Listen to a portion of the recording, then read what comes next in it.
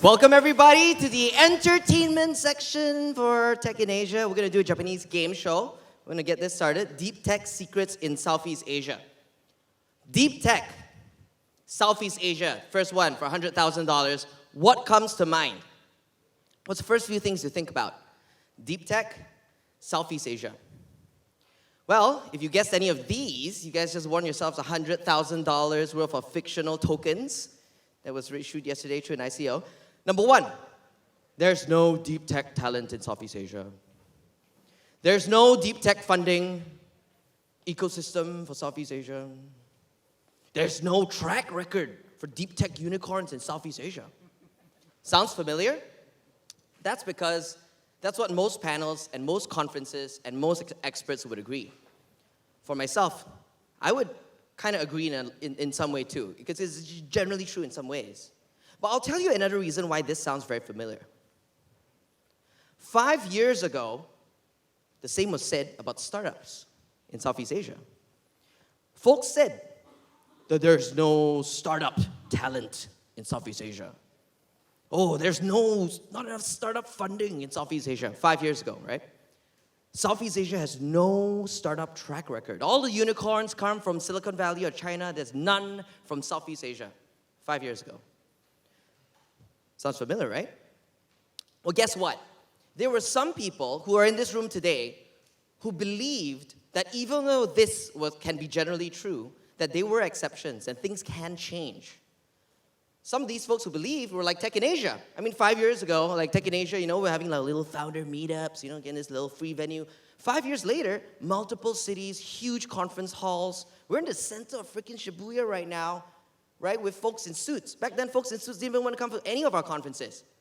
So, 5 years later, Southeast Asia is alight with startup activity. You got multiple unicorns. Two weeks ago, a new unicorn came out of Singapore.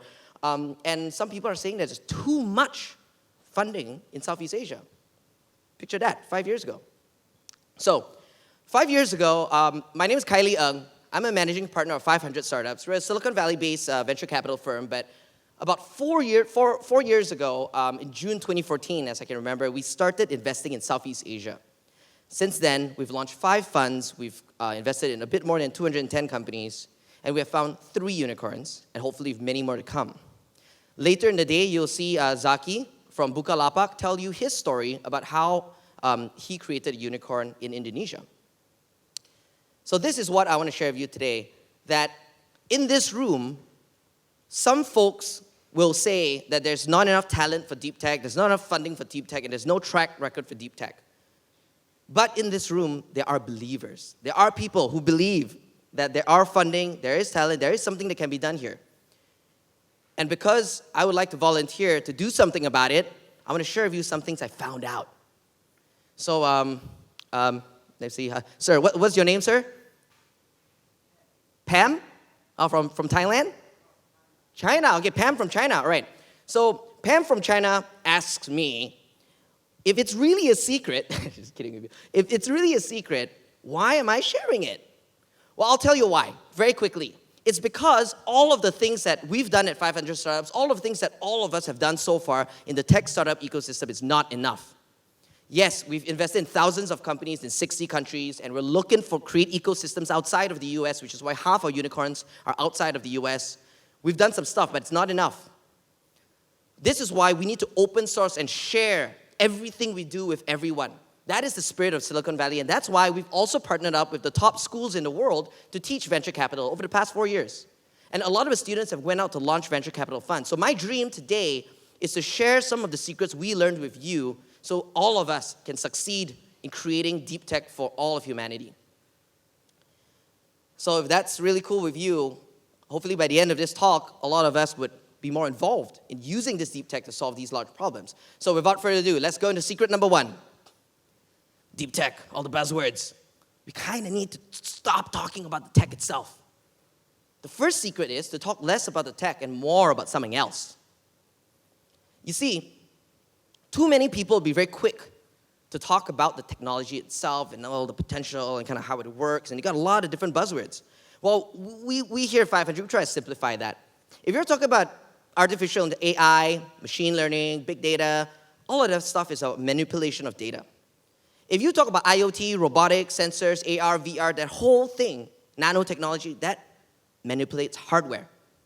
If you talk about biotech, life sciences, agri-tech, food tech, that manipulates biology. But that's not the conversation we need to have. We need to have a conversation around who's using this technology. What businesses can use this technology today?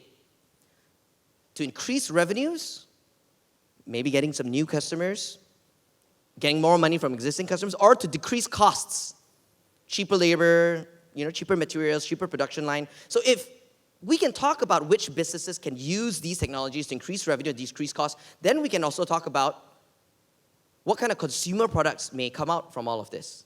What kind of other support ecosystems need to be seeded for all of this to happen? So I'm going to give you a couple of examples, right? So some examples from hardware. These companies have been invested by us. One of them will be on the far right. And again, none of this is from Silicon Valley, okay? The one on the far right, he builds rockets. Elon Musk builds really big rockets, while he builds Khailee-sized rockets, small little rockets about my size. And why this is useful? Because businesses and countries who don't have the budgets of NASA can now be involved in space. Now, the second one over here, and I'm going to go through them very quickly. The second one over here in the center, they have a laser technology. You think like fiber optic internet, but without the fiber, just lasers. It's already rolled out in Korea with SK Telecom. They're doing some trials, 100 gigabytes per second. 4 other telcos in different countries are working with them to give internet to more people. That's what the technology can do for people. And the last one over here, well, Elon Musk, I know I'm kind of making him an enemy of sorts, but Elon Musk is building Tesla. But this company called Zing Mobility, they create the technology so every automobile maker in the world can be a Tesla too. It's the modular electric systems and all of that.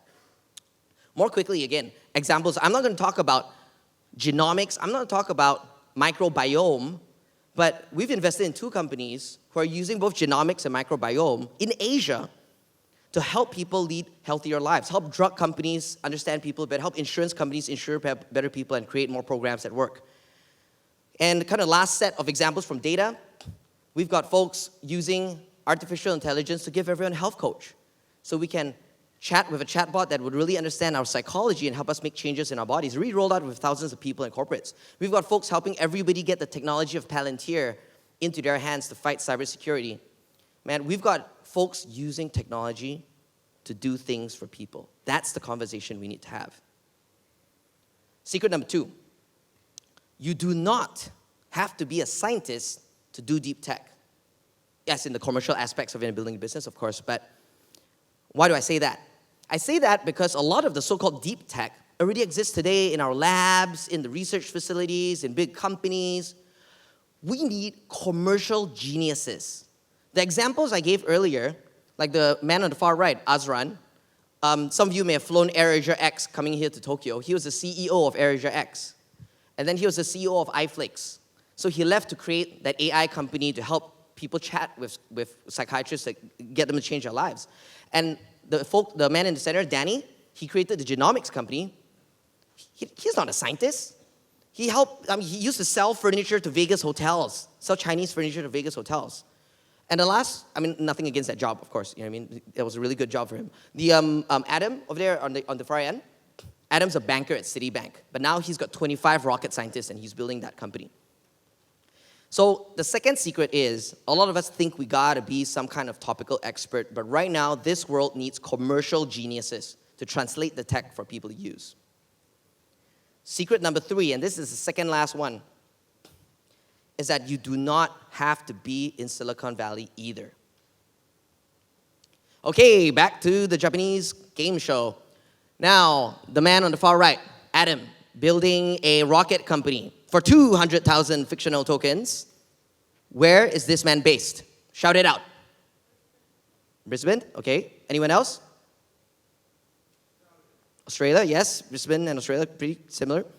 Well, okay, so you guys are very smart. He's based in Brisbane, Australia, but his second base is also in Singapore. And he's and Singapore claims all these companies as theirs, so he's a Singaporean company. Right, next one is center, where are they based? They're called Trans-Celestial. They're doing laser internet on top of buildings. Where are they based? Don't make them call and, hey, fam, where are they based, fam? Pam, from China. Where is the... India? Good guess. They kind of look like it, but they're based out of Singapore. And the electric car company, Zing Mobility, where are they based? Give you a clue. It's kind of not really in Southeast Asia, but near. Taiwan. Oh, very, very good. Very, very good. Taiwan. Zing Mobility is based in Taiwan, and we invest in them to help them do a lot of business in Southeast Asia. Okay, now another easy one. Danny of Prenetics. Prenetics, where are they based? Danny Yong, Prenetics. Give you a clue. It's in his background of the picture. Good guess, though. Did somebody say Hong Kong? Yes, Danny's based in Hong Kong. More money to you, more power. Okay, now it's going to get hard. Okay, it's going to get real hard. This company has these reactors of this size. They go on top of roofs. They take the carbon dioxide from the air conditioning and react it to create spirulina. Those of you in Japan may know Euglena as a company. This is like spirulina, but produced on top of roofs. Where are they based, and where are all these roofs? Come on, I'm running out of time here. Jakarta, okay, that's one guess. Anybody else? Come on, shout it out, no shame. Singapore, no, they are based in Bangkok, Thailand. Haha. Okay, last one. Look into the picture for clues. This company, they use agricultural waste and they ferment it with some mushrooms to create building materials for homes. They're called Mycotech. All their customers, and they've sold quite a lot of products, are from Europe. But they are based in Southeast Asia. Which country? Okay, but which part of Indonesia? Okay, they're based in Bandung. Okay, Bandung, not even Jakarta. They're all based in Bandung, these folks, Mycotech, watch out. Okay, I hope by now you can see that you don't actually have to be in Silicon Valley to create really game-changing deep tech companies, and you can find them in our own backyard. And I'm sure Japan is full of it. Now this brings me to my final secret, which I already put on the slide, so it's not actually a secret anymore. Deep tech is not futuristic. What do I mean by that? A lot of people talk about deep tech. It's like, one day we will be able to have these little micro robots into our bodies and do all these things. You know what I mean? It's like, you talk about it like it's like a pipe dream, like flying cars. It's like all of us will be living in Pluto. You know, so it's far away. Well, it's not. We've just seen example after example after example of deep tech companies changing our lives today. It's happening right now. Right now. And I'm going to get real with you. I've been slightly energetic. I'm going to give some real talk, okay?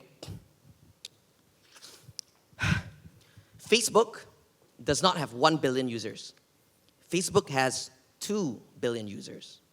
Most venture capital and startups, they're targeting 1 billion people, not the next billion people. But guess what? There's kind of like 8 billion people on Earth. The rest of the 6 billion people, they're going to get internet, they're going to use some Huawei or Xiaomi phone. You know, they're going to get on to the internet real fast, real soon. And all of them have opportunities and problems and challenges. All of them, some of them don't have clean water, some of them don't have enough power. There are a lot of luxuries that we have here in Shibuya, which they may want to be part of.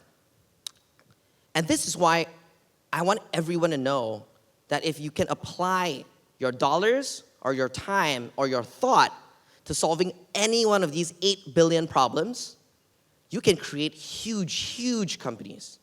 I want to see us 5 years from now standing here saying that we have deep tech talent in Southeast Asia, in Asia. We have deep tech talent and funding and ecosystem and multiple unicorns in deep tech out of Southeast Asia. That's what I want to see.